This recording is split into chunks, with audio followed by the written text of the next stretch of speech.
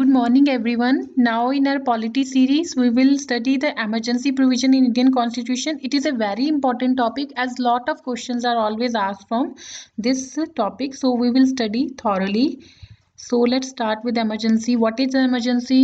Emergency क्या होता है? Emergency is a very difficult situation and which really demand immediate action. So, in India, a state of emergency refers to a period of governance that can be proclaimed by President of India during certain crisis situation.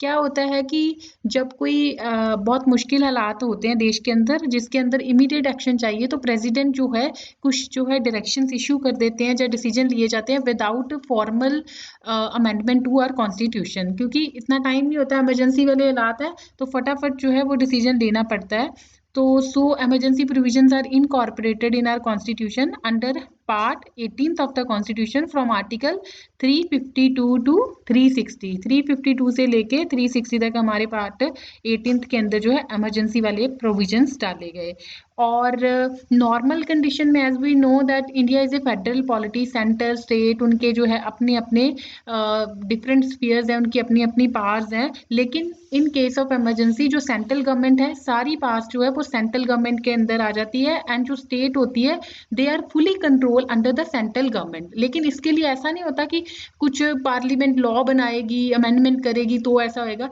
ये हमारे जो ये provision incorporate करे हैं वो किस लिए जो है what is the rationality behind incorporating this provision in the constitution to safeguard the sovereignty unity integrity security of the country democratic political system in the और कॉन्स्टिट्यूशन को बचाने के लिए ये वाले प्रोविजंस हमने हमारे कॉन्स्टिट्यूशनल मेकर्स से हमारे कॉन्स्टिट्यूशन के अंदर डाले गए so in normal condition India is a federal polity but in case of an emergency it become unitary so we have both federalism and unity but in normal condition India is a federal polity so we will see the type of emergency our constitution जो है it describe three type of emergency one is national emergency then state emergency then financial emergency national emergency किसके अंदर आती है article 352 के अंदर हमारी national emergency आती है which is further two type external emergency internal emergency वो हम देखेंगे कौन कौन से ground है due to war external aggression और armed rebellion and state emergency जो है वो अंडर आर्टिकल 356 एक चीज इंपॉर्टेंट है जो कॉन्स्टिट्यूशनल इमरजेंसी होती है उसी को ही जो है हम स्टेट इमरजेंसी बोलते हैं प्रेसिडेंट रूल भी हम जो है इसी को बोलते हैं अंडर आर्टिकल 356 स्टेट इमरजेंसी को कॉन्स्टिट्यूशनल इमरजेंसी प्रेसिडेंट रूल इसी को बोला जाता है then financial emergency under article 360 अगर लगता है कि there is a threat to the financial stability और क्रेडिट ऑफ इंडिया तो जो है फाइनेंशियल इमरजेंसी इंपोज की जा सकती है अभी तक इंडिया के अंदर फाइनेंशियल इमरजेंसी एक दफ़ा भी इंपोज नहीं करी नेशनल इमरजेंसी 3 दफ़ा जो है इंपोज करी है और ये स्टेट इमरजेंसी रूल तो बहुत सारी डिफरेंट स्टेट के अंदर डिफरेंट टाइम्स जो है इसको इंपोज किया गया था प्रेसिडेंट रूल सबसे पहले जो है पंजाब के अंदर इसको इंपोज किया गया था so we will cover national emergency next we will cover the president rule and financial emergency so let's start with the national emergency which is imposed under article 352 देखो national emergency जो होती है हमारे article 352 के अंदर impose कर सकते हैं प्रेसिडेंट जब उनको लगता है कि सिक्योरिटी ऑफ इंडिया और जहाँ किसी पार्ट ऑफ इंडिया की जो है it is threatened by war और एक्सटर्नल एग्रेशन और आर्म्ड रिबिलियन तो प्रेसिडेंट इमरजेंसी इंपोज कर सकते हैं they can declare national emergency even before the actual occurrence of war armed rebellion और एक्सटर्नल एग्रेशन ऐसा नहीं है कि अगर लड़ाई शुरू होएगी तो तभी वो इमरजेंसी इंपोज कर सकते हैं उससे पहले भी अगर उनको लगता है इमिनेंट थ्रेट लग रहा है तो they can definitely impose national emergency और ये वाला जो प्रावधान डाला था it was added by 38th amendment this is very important facts which you can note इसके अंदर मैं आपको बहुत सारे फैक्ट्स बताऊंगी इसको हम बहुत डिटेल में करेंगे विच you can write along with ये वाला हमने डाला था 38 अमेंडमेंट 1975 के अंदर, जिसके अंदर था कि अगर प्रेसिडेंट को लगता है देश में वॉर जैसी सिचुएशन होने वाली है, तब भी उससे पहले भी होने से पहले भी इसको जो है they can impose when national, और it is a two type, external emergency and internal emergency. When a national emergency is declared on the ground of war or external aggression, it is known as external emergency, or when it is declared on the ground of armed rebellion, then it is known as a internal emergency।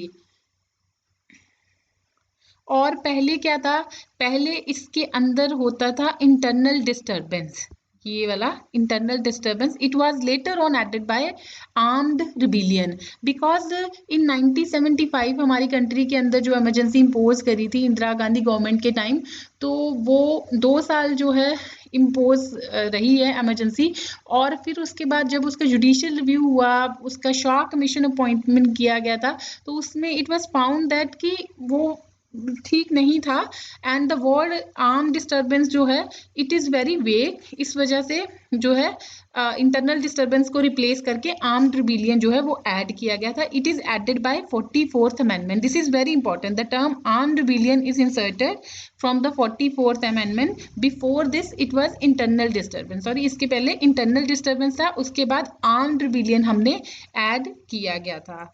Only in the year 1975 national emergency was declared on the ground of internal disturbance।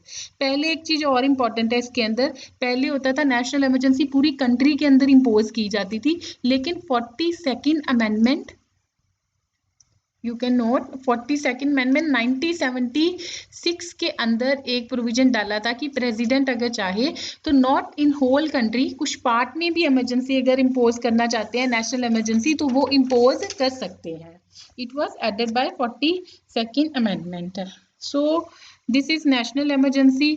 और जब national emergency, अब हम देखेंगे emergency impose करते हैं तो उसकी approval कैसे होती है, उसकी ड्यूरेशन क्या है, उसको कैसे रिवोक जो है कर सकते हैं। और एक चीज और इम्पॉर्टेंट है कि जब नेशनल इमरजेंसी इम्पोज की जाती है, क्या उसका जुडिशियल रिव्यू है। पहले पार्लियामेंट ने क्या किया था, 38 अमेंडमेंट एक्ट जो 1975 वाला एक्ट अभी हमने पीछे लिखा है, 38 अमेंडमेंट एक्ट 1975, उसके अंदर जो है पार्लियामेंट ने बोला था कि नेशनल इमरजेंसी का कोई जुडिशियल रिव्यू नहीं है, सुप्रीम कोर्ट उसके ऊपर कोई दखल अंदाजी नहीं कर सकती। लेकिन 44th अमेंडमेंट जो थी उसके अंदर डाला गया था कि इसका जुडिशियल रिव्यू है। And more over Minerva mill case के अंदर भी सुप्रीम कोर्ट ने ये बात बोली है कि जो सुप्रीम कोर्ट है वो देख सकते हैं कि इमरजेंसी, नेशनल इमरजेंसी जो इम्पोज करी गई है वो सही ग्राउंड के ऊपर इम्पोज करी गई है, कोई एक्सटर्नेशन इन्फ्लुएंस तो नहीं है, वो सब देख सकते हैं। इसका मतलब नेशनल इमरजेंसी का जो है जुडिशियल रिव्यू है। अभी हम देखें parliamentary approval must be approved by both the house of parliament within 1 month from the date of issue. जिस दिन proclamation of national emergency impose करी है उसके विद इन 1 month जो है बोथ द हाउस जो पार्लियामेंट के है उसके द्वारा अप्रूव करना पड़ेगा। पहले क्या होता था, पहले होता था 2 month, उसके बाद आ गया 1 month। It is added by 44th amendment 1978। पहले 2 month होता था, अब 1 month जो है 44th अमेंडमेंट के थ्रू। हाउ एवर, अगर लेकिन ये है कि अगर प्रोक्लामेशन ऑफ इमरजेंसी उस टाइम के अंदर इशू करी गई है जब लोकसभा डिसॉल्व है, जहाँ उसका लोकसभा डिसॉल्व होगी है उसके ऊपर कोई निर्णय लेने से पहले, तो फिर जो प्रोक्लामेशन ऑफ इमरजेंसी है वो कितने टाइम सर्वाइव करेगी, जब नेक्स्ट लोकसभा रिकॉन्स्टिट्यूटेड करी जाएगी उसकी जो फर्स्ट सिटिंग के 30 डेज के अंदर अंदर जो है लोकसभा इसको अप्रूव करे और उसके बीन टाइम में राज्यसभा ने उसको अप्रूव कर दिया हो। ये है हमारा both the, if approved by both the house, emergency continue for 6 months and can be extended to an indefinite period with an approval of the parliament for every 6 months। और एक दफा अप्रूव कर दी both the house of parliament में तो emergency कितने time तक जो है लागू रहेगी, 6 month तक रहेगी। पहले क्या होता था, और आफ्टर एवरी 6 month जो है पीरियोडिकली जो है पार्लियामेंट का अप्रूवल चाहिए, 6 month at a time 6 month, और हर 6 month के बाद पार्लियामेंट का अप्रूवल चाहिए। आप इम्पोज इनडेफिनेट पीरियड तक उसको कर सकते हैं। पहले क्या होता था, एक बार इम्पोज कर ली तो जितना टाइम उसको रखना है रख लो। पीरियोडिकल पार्लियामेंट्री अप्रूवल वाला जो प्रावधान था it was not there, it was added by 44th amendment. देखो इसके अंदर जो हम इमरजेंसी प्रोविजन है इसके अंदर जो 44th अमेंडमेंट के अंदर बहुत सारे प्रोविजन इसके अंदर जो है तब्दील करे गए हैं इमरजेंसी वाले, क्योंकि हमने अभी देखा 1975 में जब इंटरनल ग्राउंड के ऊपर इमरजेंसी का मिस यूज हुआ था तो ये वाले लेटर ऑन एडेड करे गए थे। और every resolution approving the proclamation of emergency or its continuance must be passed by either house of the parliament by special majority। इसका जो है वो अगर इसकी periodical अप्रूवल भी करनी है और प्रोक्लामेशन को भी अप्रूव करना है तो स्पेशल मेजोरिटी चाहिए। अगे आप हम देखेंगे जब रेवोकेशन करनी है, रिवोक करना है पार्लियामेंट नेशनल इमरजेंसी को तो सिंपल मेजोरिटी चाहिए। अगर उसको अप्रूव करना है या उसकी कॉन्टिन्यूएशन के लिए फर्दर री अप्रूव करना है तो उसके लिए हमें स्पेशल मेजोरिटी जो है वो चाहिए। Revocation of proclamation. Proclamation of emergency may be revoked by president at any time by subsequent proclamation. Such proclamation does not require parliamentary approval. president ने impose करी है वो इसको कभी भी जो है इसको खत्म कर सकते हैं और इसके लिए पार्लियामेंट्री अप्रूवल नहीं चाहिए। लेकिन उसके बाद 44th अमेंडमेंट ने एक और प्रोविजन डाला है, वो भी 44th अमेंडमेंट ने डाला है कि स्पेशल लोकसभा को ये पावर दी है कि अगर लोकसभा चाहती है कि इमरजेंसी रिवोक करनी है तो वो एक रेजोल्यूशन पास कर सकती है बाय सिंपल मेजोरिटी। जैसे लोकसभा के अगर 1/10 मेंबर जो हैं total member of the Lok Sabha, उसके 1/10 मेंबर अगर रिटन में प्रेसिडेंट जो स्पीकर है उसको नोटिस दे देंगे तो विद इन 40 डेज दोनों वो जो है हाउस को बुलाया जाएगा फॉर कंसिडरिंग द रेजोल्यूशन और फिर इसको अप्रूव कर दिया जाएगा। ये पावर सिर्फ लोकसभा को दी गई है। It is added by 44th amendment. और वैसे प्रेसिडेंट जो है कभी भी जो है उसको रिवोक कर सकता है।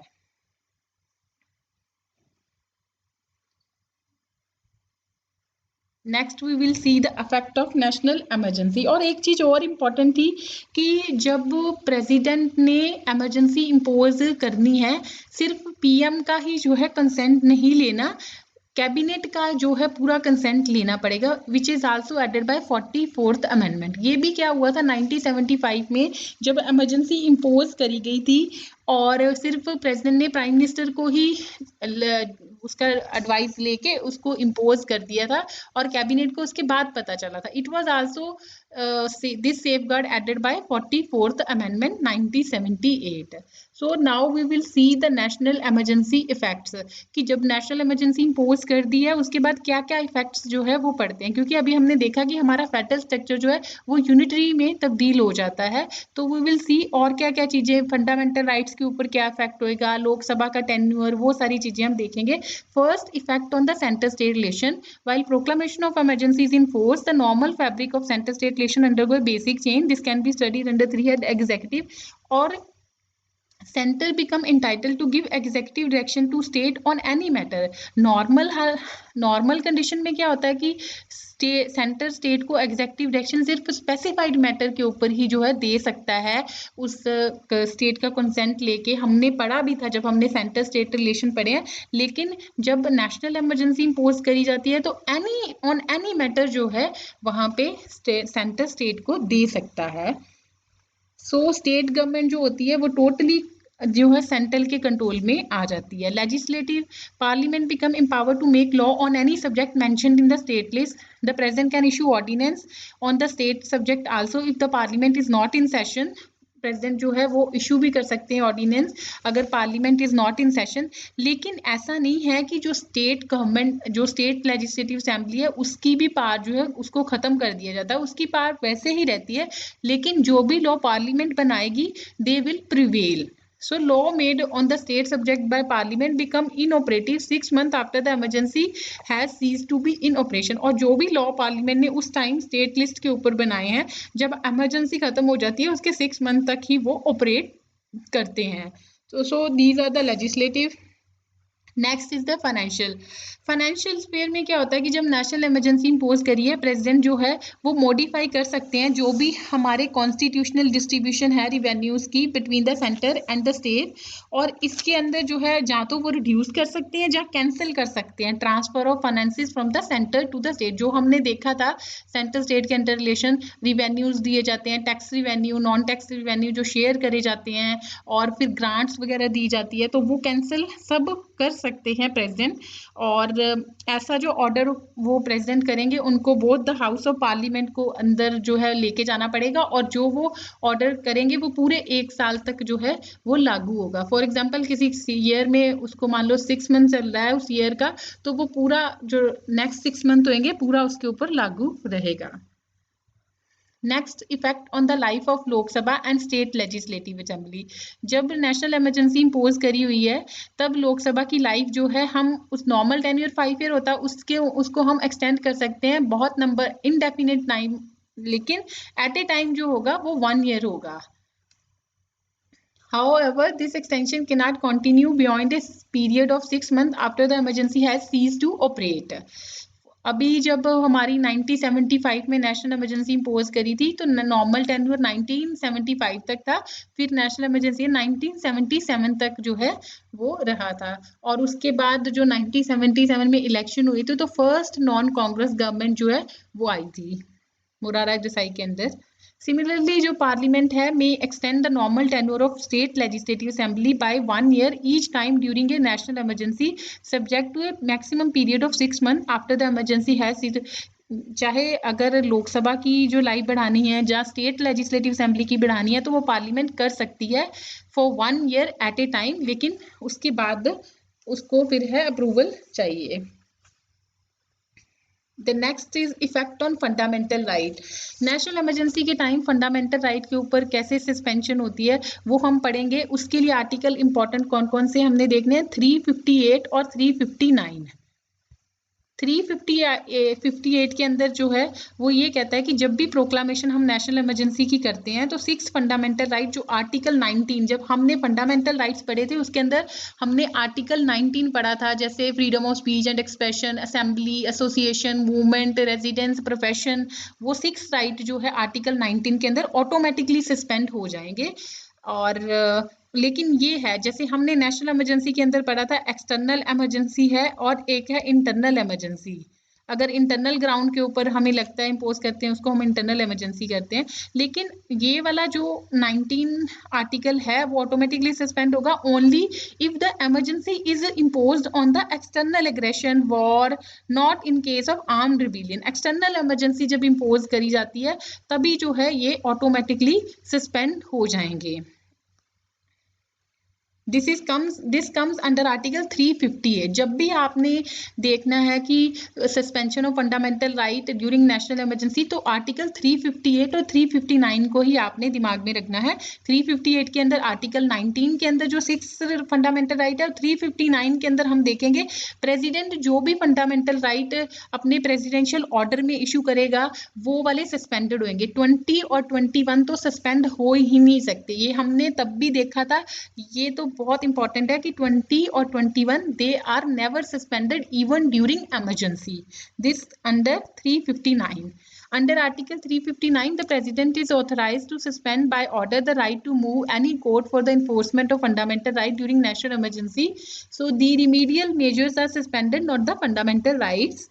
And the suspension of enforcement relate only to those fundamental right that are specified। जो प्रेसिडेंशियल के ऑर्डर के अंदर जो जो फंडामेंटल राइट है वही उनकी ही इन्फोर्समेंट जो है वो सस्पेंड होएगी।